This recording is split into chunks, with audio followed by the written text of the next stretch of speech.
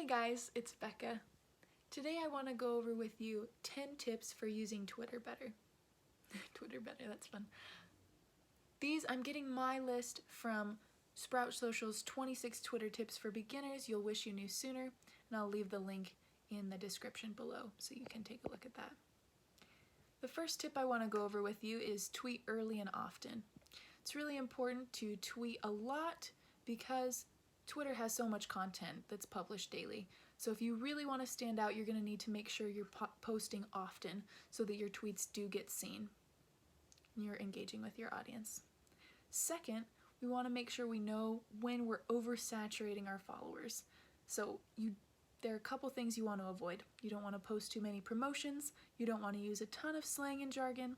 You want to avoid not replying to messages, so do reply. Engagement is very important, so if you aren't responding to those that are commenting on the posts you already have, that's going to irritate a lot of viewers. Number 3 tip is to engage more than you broadcast. So rather than constantly asking or self-promoting, you want to make sure you're responding to comments once again. That's pretty similar to number 2. Tip number 4 is to jump on relevant trending topics. So let's say you're selling shoes, maybe you want to talk about a race that's happening locally, and that's going to get people talking about, yes, your product, but also about up-and-coming events locally. So that's a really great tip. I use that. Number 5, take advantage of the 280 character limit. Actually, it used to be in 2017, the limit was only 140 characters, so thank the heavens, we have 140 more. We should be using those, and that's a really great thing to take advantage of. Number 6 tip is to be an industry resource. So instead of automatically just tweeting every new post from a blog or RSS feed, just take the time to hand curate your content and the content you're sharing. Be really intentional about that. Tip number 7 is to use data to make decisions. So I would recommend checking out Twitter Analytics.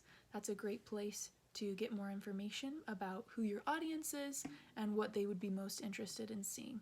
Then you can use that information to inform what content you post rather than being surprised when you don't grow your audience as quickly as you could. Tip number 8 is to be part of the Twitter community. So that means getting involved in chats, just really contributing, and this isn't you by yourself. There are lots of people and they use Twitter as a platform to reach their goals. So be a part of that community, and no man is an island. Number 9, the tip is to create graphic templates to reuse. My personal favorite is to use Canva. Canva is a really great platform you can use for this. Basically, if you're creating images, you want them to be visually aesthetic, you want to be able to reuse them. It's going to save you a lot of time, so I would recommend that. Our last tip is something interesting, automating. Let's talk about that. We want to automate, but just when it makes sense. So there's a lot of options on Twitter. We can have chatbots interact with our followers. One thing to be aware of, we don't want to be constantly spamming people in their DMs. So just being really conscious about how we're using AI is going to really help us in our Twitter experience. So those are my tips for you. If you want to check out the rest of the article, once again, I'll leave that in my description. But thanks so much for watching. I hope that helps.